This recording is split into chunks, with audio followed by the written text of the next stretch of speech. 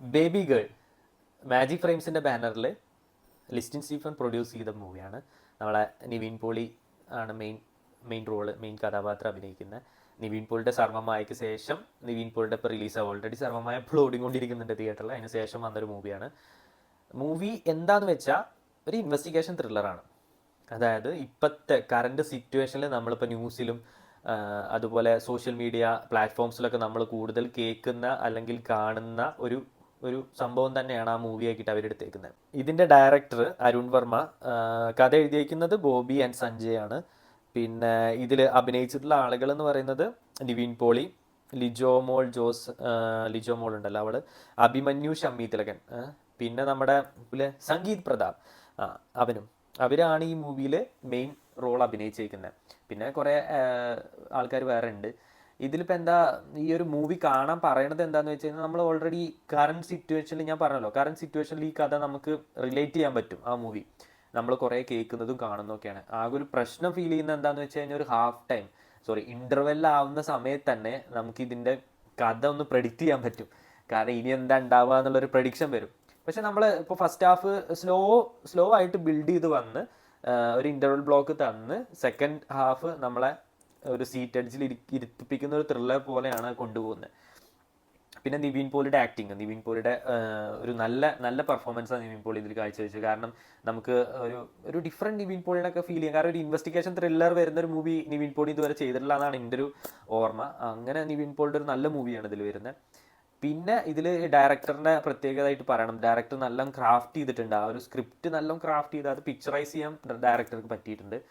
പിന്നെ ഈ മൂവിയിൽ ട്രിവാൻഡ്രം, അത് പറയുമ്പോഴാണ് ട്രിവാൻഡ്രത്തെ ഒരു പ്രത്യേകത എന്താണെന്ന് വെച്ച് കഴിഞ്ഞാൽ, ഈ മൂവി ഷൂട്ട് ചെയ്തത് ഐ തിങ്ക് ഏപ്രിൽ അങ്ങനെ ഏതൊരു സമയത്തായിരുന്നു. ഇതിൽ മൂവിയുടെ ഒരു ക്ലൈമാക്സ് സീൻസ് ഒക്കെ വരുന്നുണ്ട്. അത് ഷൂട്ട് ചെയ്തത് കൊച്ചുവേളി ആണ് ഷൂട്ട് ചെയ്തത്.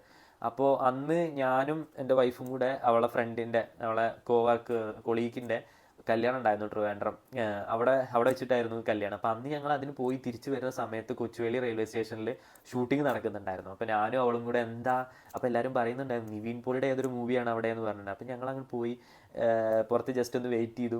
ഞങ്ങൾ ആ ഷൂട്ടിംഗ് കാണാൻ വേണ്ടി ആ ഭാഗത്തേക്ക് പോയി. അപ്പോൾ ഫോണൊന്നും അലൗഡ് ആയിരുന്നില്ല, ഞങ്ങൾക്ക് വീഡിയോ എടുക്കാൻ പറ്റില്ല. ബട്ട് ഞങ്ങൾ അന്ന് പോയതിൻ്റെ ഒരു ഷോർട്സ് ഉണ്ട് ഞങ്ങളുടെ കയ്യിൽ. അത് ഞാൻ ഈ ഐ ബട്ടണിൽ കൊടുക്കാം, അതിൽ കാണുകൊണ്ട് അതിൽ ഞങ്ങൾ പറയുന്നുണ്ട് അത്.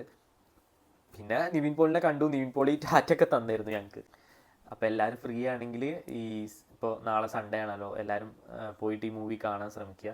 ബിക്കോസ് നല്ലൊരു മൂവിയാണ്. നമുക്ക് 2 hours മാത്രമേ ഉള്ളൂ, നമുക്ക് എൻഗേജ് ആയിട്ട് പടം കാണാൻ പറ്റും, റിലേറ്റ് ചെയ്യാൻ പറ്റും.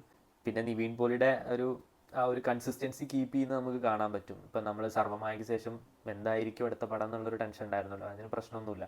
കാരണം നല്ല രീതിയിൽ അഭിനയിച്ച് നല്ല രീതിയിൽ അത് വർക്കൗട്ടായിട്ടുണ്ട് നിവിൻ പോളിക്ക്. അപ്പോൾ ഇനി ഇതേപോലത്തെ പടങ്ങൾ നിവിൻ പോളി ചെയ്യുമെന്ന് നമ്മൾ പ്രതീക്ഷിക്കുന്നു. നല്ല നല്ല മൂവീസ് വരട്ടെ.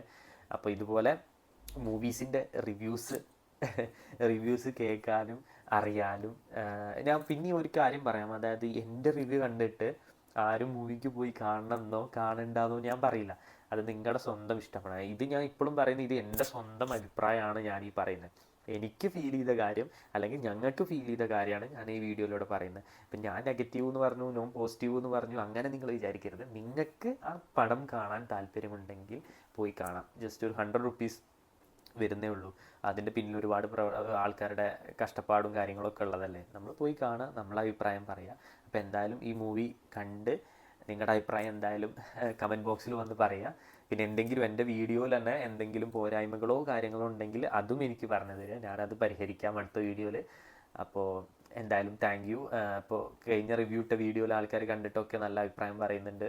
അപ്പോൾ എൻ്റെ വീഡിയോസ് ഇഷ്ടപ്പെടുകയാണെങ്കിൽ ലൈക്ക് ചെയ്യുക, കമൻറ്റ് ചെയ്യുക, ഷെയർ ചെയ്യുക. അപ്പോൾ ഇതുപോലുള്ള മൂവി റിവ്യൂസും ഡിഫറെൻറ്റ് വീഡിയോസും ആയിട്ട് ഞങ്ങൾ വരാം. അപ്പോൾ എല്ലാവർക്കും താങ്ക് യു സോ മച്ച്.